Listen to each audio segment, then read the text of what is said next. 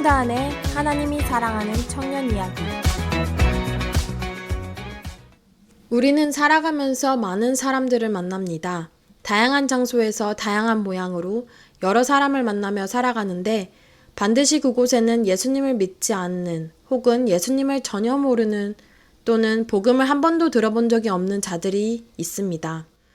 땅끝까지 가야지만, 오지에 가야지만 예수님 모르는 자들이 사는 게 아니라 우리 가까이에도 예수님을 아직 만나지 못한 자들이 많이 있습니다.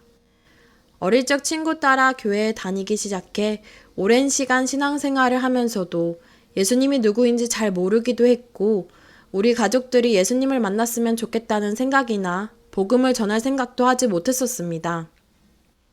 그러다가 하나님의 은혜를 경험하고 나니 삶이 변하고 생각이 변하고 마음이 변합니다. 드라마틱한 일이 일어나거나 또는 내가 원하던 게 이루어지거나 아니면 엄청 힘든 일이 있었던 게 아니라 정말 어제와 같은 평범한 일상 속에서 평소랑 다름없는 한 예배 시간에 갑자기 따스함과 평온함이 밀려오며 지금까지 함께 해주신 주님의 사랑과 은혜에 한량없는 감사가 터져나오는 순간을 경험했던 기억이 떠오릅니다.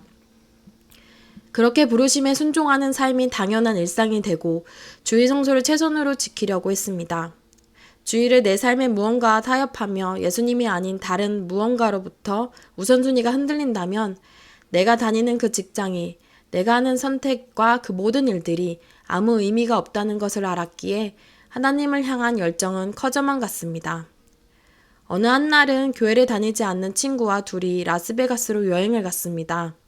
주일이 겹치는 여행 일정이다 보니 담임 목사님께 여행 가는 지역을 알려드리고 그 지역에서 갈 교회를 미리 소개받아 두었기에 여행 중에 주일 아침에 저는 그 교회로 향했습니다. 웹사이트에는 예배가 11시로 되어 있어 15분 전에 도착했습니다.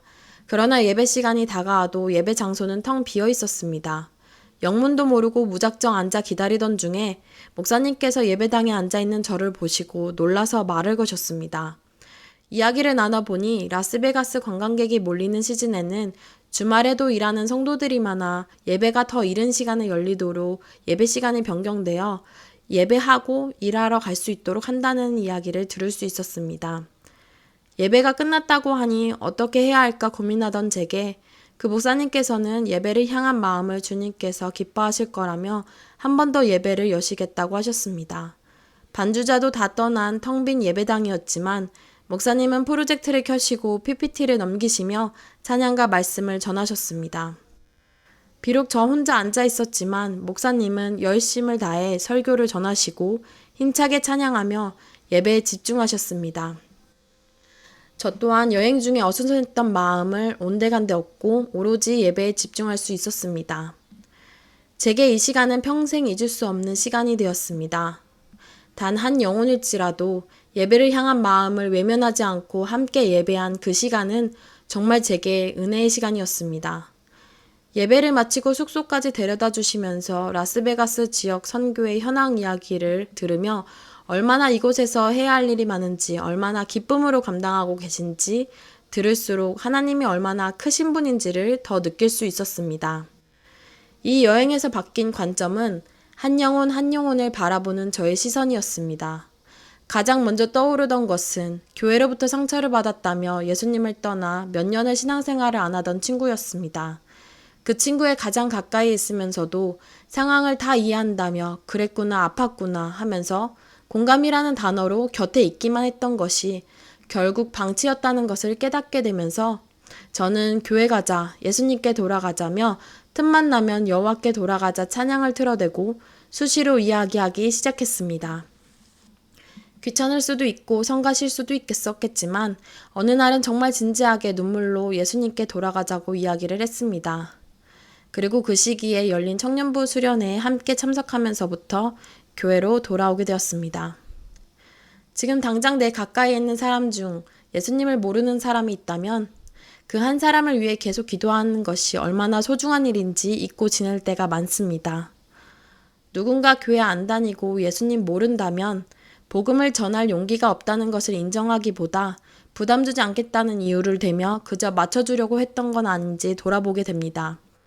복음이 진리고 진리가 예수님인데 우리가 그 예수님을 전하지 않고 산다면 과연 우리는 교회를 다니고 신앙생활을 하는 그 모든 것들이 무슨 소용이며 더 나아가 주님의 자녀라고 당당히 말할 수 있을까 질문하게 됩니다. 살다 보면 해야 하는 것들, 하고 있는 것들에 치여서 복음을 망각합니다. 우리는 크리스찬이라는 옷을 입고도 예수님보다 더 나의 모습과 나의 소유, 나의 체면을 우선시합니다. 때로는 우리는 믿음에서 생겨나는 고결한 두려움보다는 회의와 불신의 산물인 잘못된 두려움에 사로잡히기도 합니다. C.S. 루이스는 기독교를 다른 종교와 구별짓는 것으로 하나님의 은혜의 역할이라고 전했습니다. 제럴드 시처의 하나님의 뜻이라는 책에서 발췌한 내용을 잠시 살펴보면 하나님의 뜻대로 살려면 그분의 은혜가 필요하다. 은혜가 없다면 우리는 과거와 미래의 포로가 되어 후회와 원한 또한 두려움과 염려에 지배당할 수밖에 없다. 은혜가 모든 것을 바꿔놓는다. 과거는 지나갔고 하나님은 엄연히 살아가 계신다. 그분께 들어서는 순간 우리는 즉시 하나님의 뜻 가운데 있게 된다. 그분은 이미 지나간 그 어떠한 과거일지라도 축복으로 바꾸신다. 하나님의 은혜는 그만큼 파격적이다. 라고 나옵니다. 청년이라는 시간은 가장 치열하지만 가장 주님의 은혜를 많이 경험하는 기회의 시간이 아닐까 생각해 봅니다. 하나님이 어떻게 일하실지 기대하는 삶이 얼마나 설레이는지, 이렇게도 만나주시고 이렇게도 일하시는구나 하면서 예상치 못한 상황 속에서 경험하지 못한 것들에 대한 기대가 열리는 주님과 동행하는 신뢰의 삶이 얼마나 은혜의 삶인지 모릅니다.